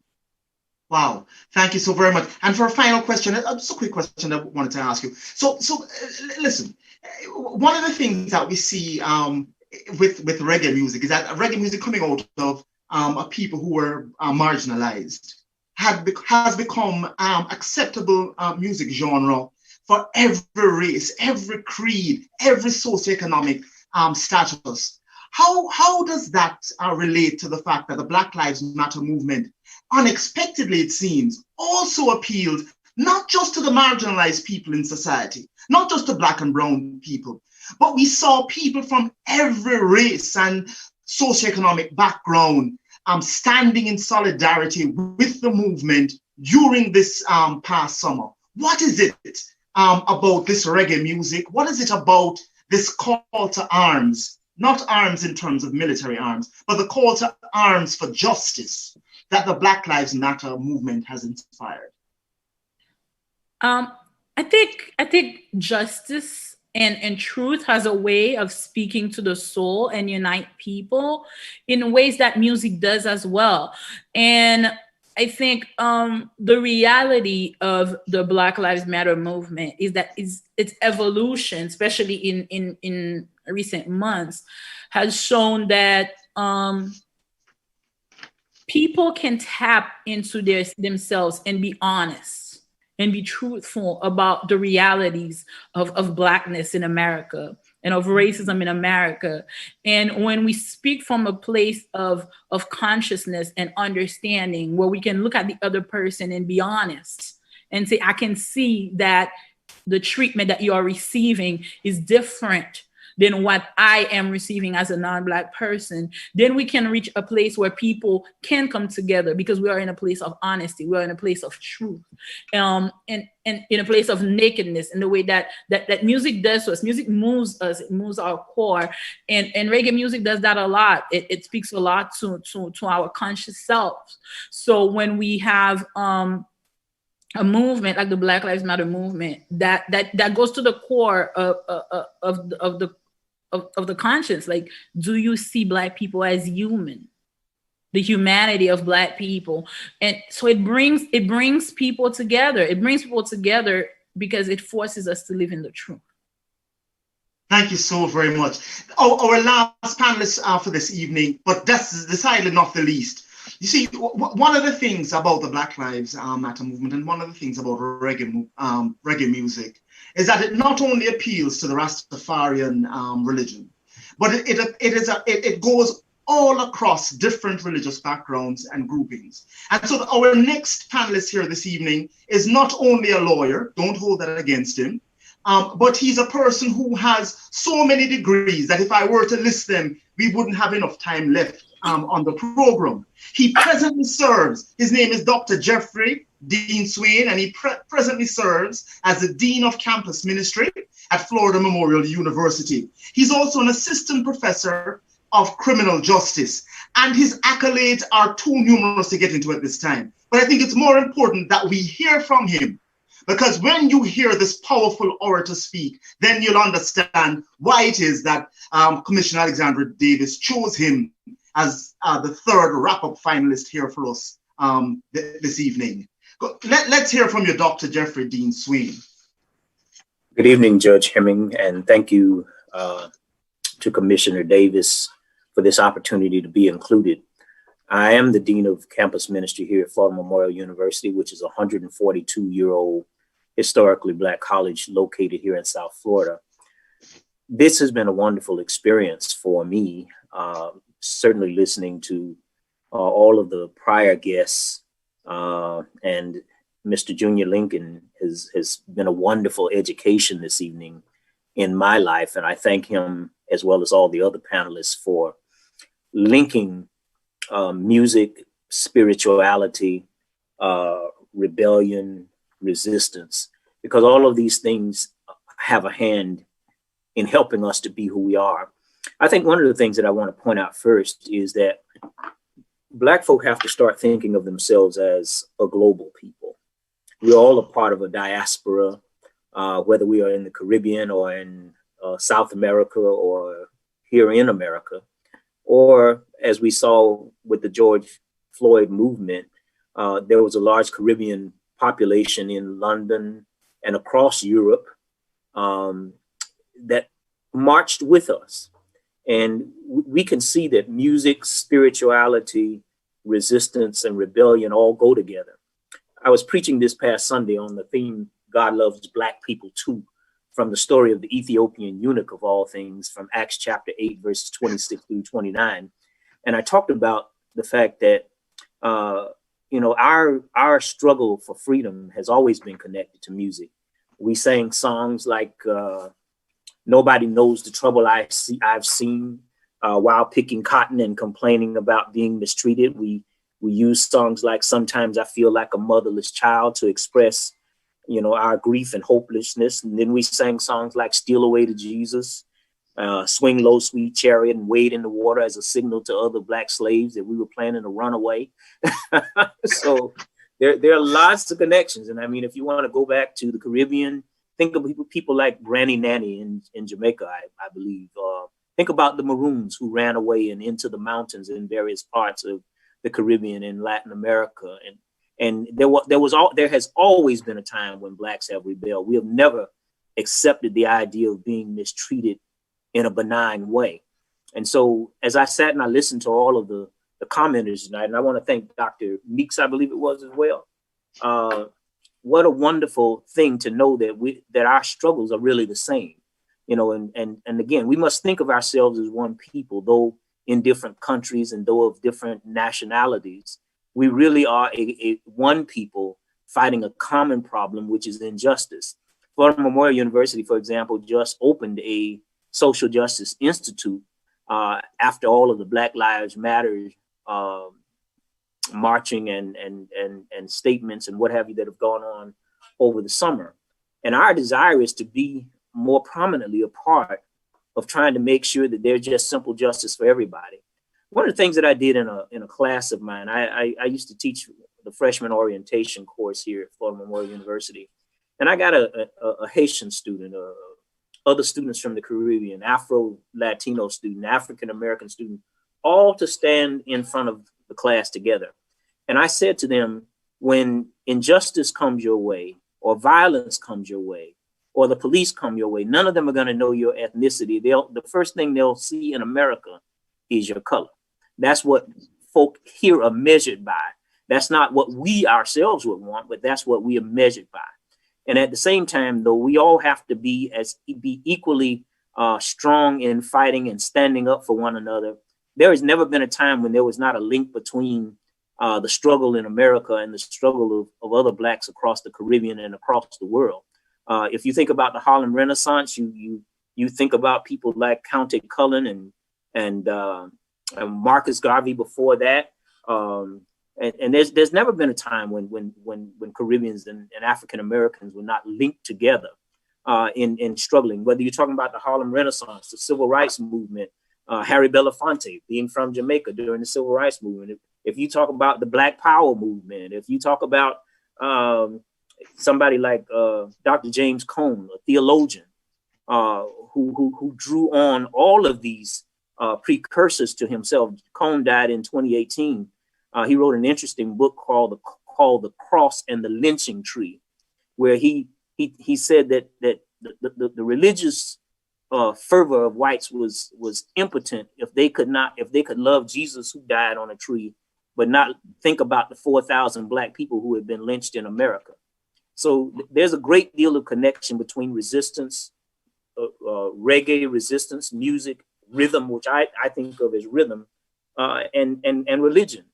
And one of my tasks here at the university is to constantly remind our students, and our students we have a student population that consists of students from Africa, a large segment, maybe 30% of our population here is from the Caribbean, as well as African American students. So we have to always think globally, and I have to always preach in a global way. But I'm deeply honored to be a part of this experience, and I'm, just deeply inspired by all of these connections that I hear and see. The attorney who was speaking before me, Attorney Odate, yes, was talking about the issue of humanity. One of the things that I constantly remember about the civil rights movement were these Black men who would hold up these signs that said, "I am a man." Our fight was just that basic, to have our humanity recognized. Everything about Blackness in America was connected to negativity and inferiority and being less than. And this was experienced whether you were in colonialism, whether you were in slavery, whether you were in the suppression that followed, all of these different branches of what is racial and prejudicial. And police violence is no different. One of the things, I'm a former attorney, and one of the things that I noticed very early going into the courtroom was that they would bring out 12 people at a time into the jury box who had been arrested during the weekend. And I began to notice very early on that there were more Black people in the box than other folk. And I'm in Miami where nearly, I think 65% of the population is Hispanic, and Blacks only made up 20% of the population. But I noticed that we always seem to be 8 of the 12 or 10 of the 12. And I began to pay attention to that. And so when these things about police brutality began to surface, here in Miami, back in 1980, you might remember we had a series of riots in 80 and 84 that started with the death of people like Neville Johnson, by the way, who was a Caribbean person. Yeah. And all of my life, I have seen injustice. All of my life, I've had to fight against it. Even when I went to law school at the University of Miami, there were people who felt we should not be there because we were people of color, or because I was Black in particular. And so the thing that I gather from this experience tonight is we're really one people fighting for a similar cause, no matter what continent or island we find ourselves on.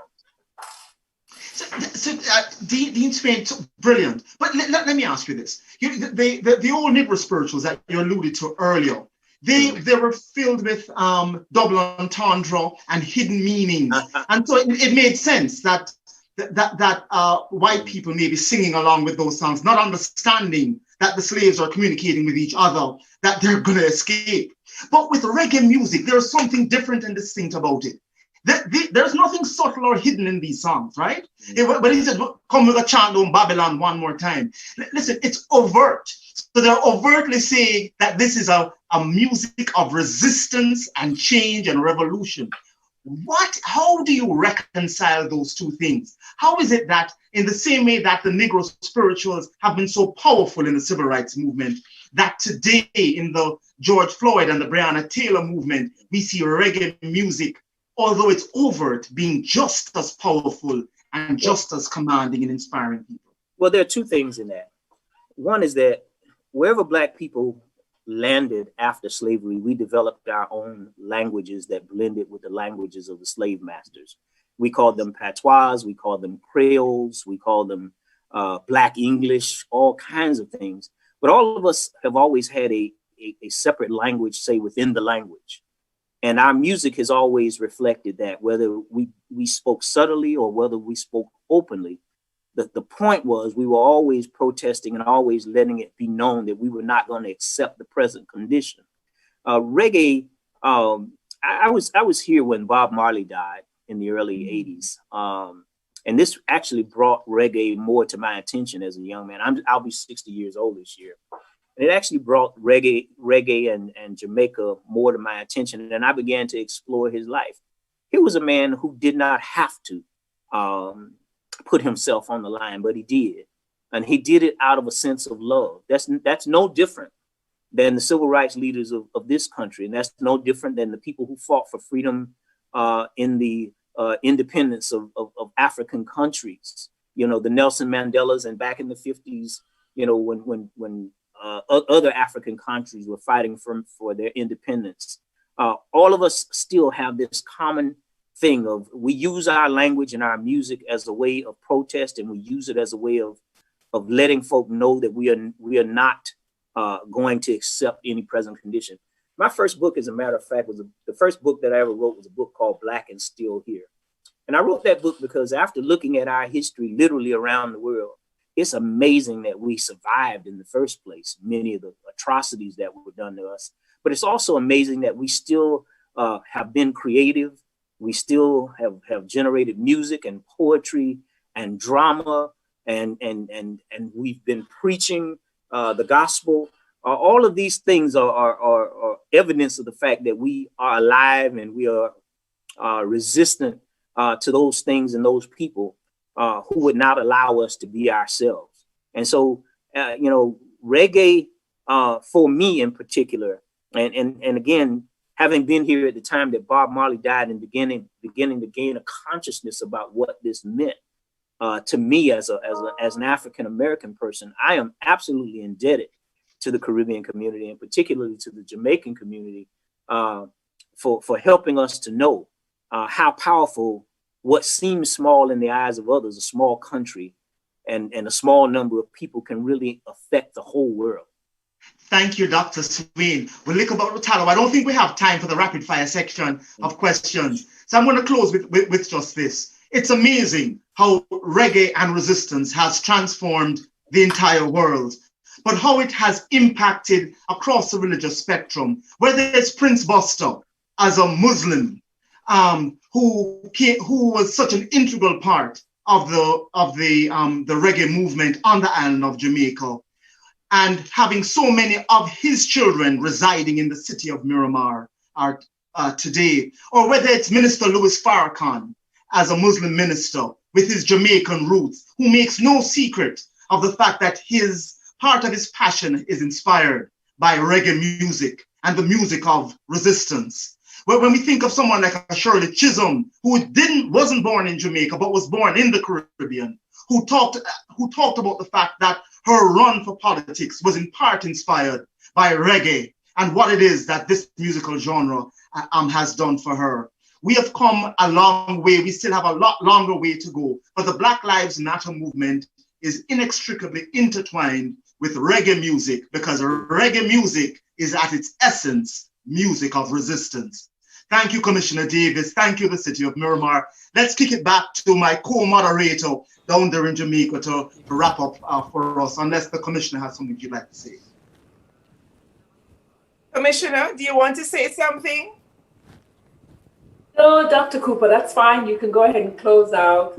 Yes, I just want to say that was an interesting conversation, and we really need to look at the Black Lives Matter movement as a global movement too, because it's not just a US movement, because even here in Jamaica, we know that sometimes our citizens are victims of police violence. Brutality is not limited to a particular location. It seems that the whole mentality of policing is, you know, we talk about the police force, and I think many times we associate policing with force, and we maybe need to start thinking about policing as a service. And in that way, we can begin to recognize that, yes, the police are an important part of maintaining social order, but so often that social order can be subverted.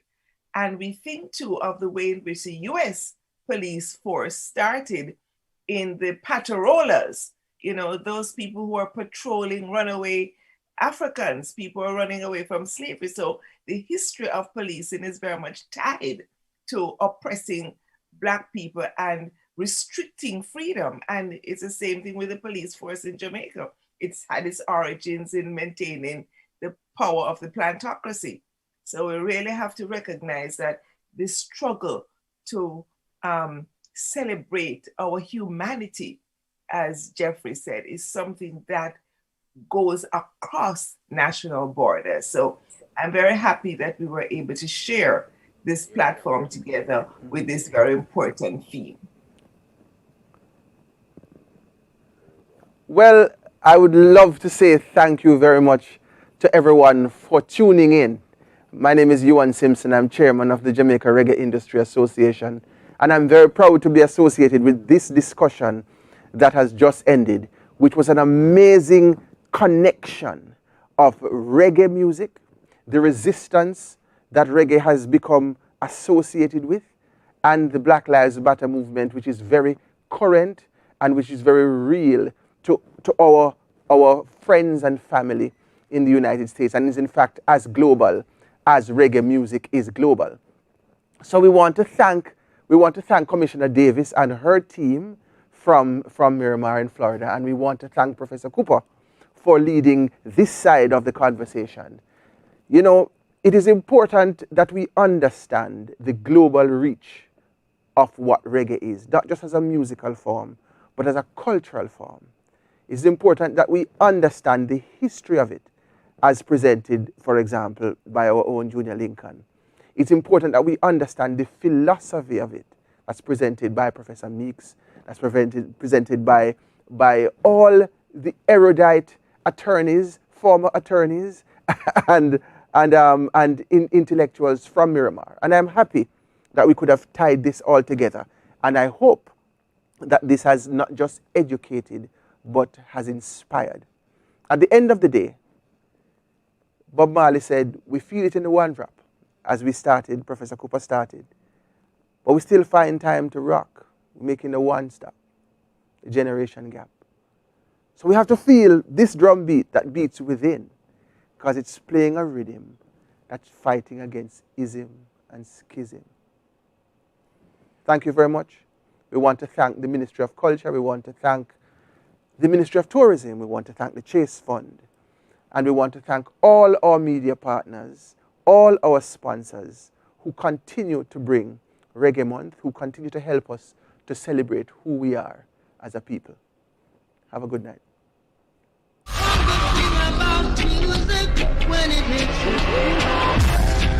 Do you have the Reggae Jamaica mobile app on your phone? No? Well, you could be missing out on news, views, interviews, events, and so much more about the impact of reggae music across the globe. Information at your fingertips about Reggae Month and other exciting reggae events. That's the Reggae Jamaica mobile app, now available in the Apple or the Google Play Store.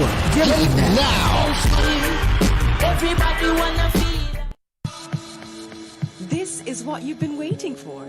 A chance to change your point of view and take the break you deserve at Jamaica's resorts and attractions.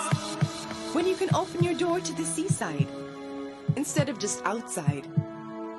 Where you can change your mask and take a plunge.